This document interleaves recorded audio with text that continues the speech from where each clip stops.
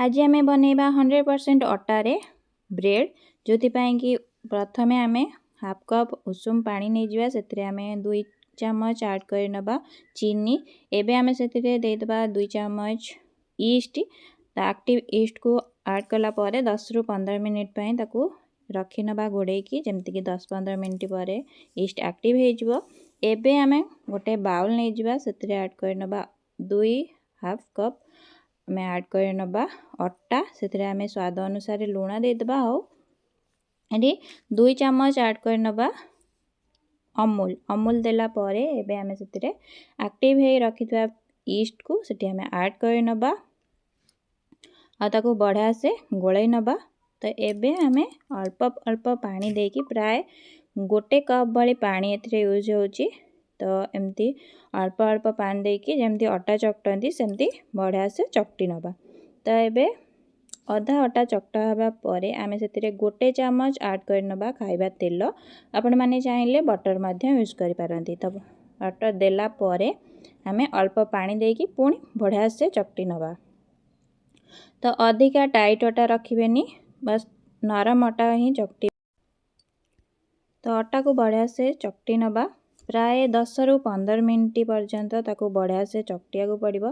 तो 10-15 मिनिट पर आम से अल्प टिके तेल लगेदबा एमती आ ताको प्राय गोटे घंटा रु 1.5 घंटा पर्यंत ताको कवर करके रखी नबा। जेहेतु ये शीत दिन तो गोटे घंटा रु अधिका समय लगी पारे नहेले गोटे घंटा रे ही बढ़िया से अटाटा फुलिकी रेडी हो। तो एबे देखंतु गोटे घंटा परे अटा बढ़िया से फुलिकी रेडी हो जाइछि। तो एबे आमे गोटे बेकिंग टिन नहीं जावा जो कि आमे पाउरुटीटा को ब्रेडटा को आमे माने बनैबा। तो सेति पई प्रथमे आमे टिन रे ग्रीस कर नबा तेल को एबे आमे अटा जो रखिथिले ताको बढ़िया से चकटी नबा पुणी 3 रु 4 मिनिट पर्यंत ताको बढ़िया से चकटी नबा। आपण माने चाहिले इलेक्ट्रिक बीटर माध्यम यूज करि पारंती अटा चकटिबा पई। तो एम सेमिति हेले 5 रु 7 मिनिट पर्यंत चकटिया पड़िबो।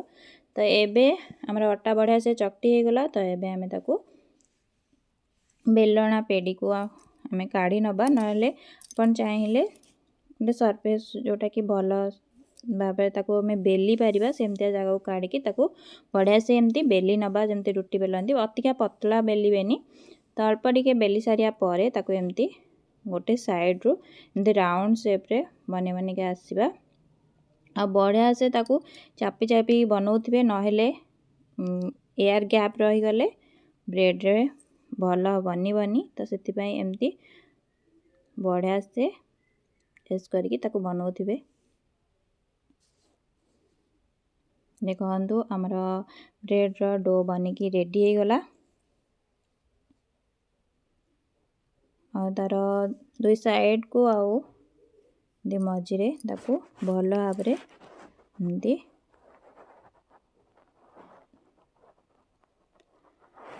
देखंतु हमर ब्रेड रो डो बनी की रेडी हे गला। तो एबे हमें ब्रेड रो डो को टिन रे हमें ऐड कर नबा आ ताको पुणी कवर करके प्राय गोटे घंटा पर्यंत रखी नबा। तो गोटे घंटा पर देखंतु बढ़िया से फुलिकी रेडी हो जाइछि आम ब्रेड बनिया पई। तो एबे हमें सेतिरे अल्प रिछि ऊपर क्षीर लगे दबा जा फल कि ब्रेड रो बढ़िया से गोल्डन कलर आसीबो सेति पई। तो एबे हमें प्रथमे ओवन को प्रीहीट कर नबा। तो तापरे हमें प्रीहीट 200 डिग्री सेल्सियस रे 10 मिनिट्स पई प्रीहीट कर नबा। तापरे हम सही 200 डिग्री सेल्सियस रे प्राय आधा घंटा मान 30 मिनिट्स पई बेक करिया को रखी नबा। तो 30 मिनिट्स परे बढ़िया से गोल्डन ब्राउन कलर हो जाइछि ब्रेड आउ देखंतु। तो ता देरे हमें बेक होला परे मध्य 10 मिनिट पई ताको रेस्ट रे रखी नबा। ता परे हमें ताको काढिबा आउ बढ़िया से ठंडा होला परे ही काटिबा। तो देखंतु हमर ब्रेड होममेड 100% अटारू ब्रेड आमर बनिकी रेडी होगा। देखो केते सुंदर जालीदार बनी। आपण मैंने घरे निश्चय ट्राए करूँ। आपण मानक भल लगी वीडियो लाइक और चैनल को सब्सक्राइब करनी।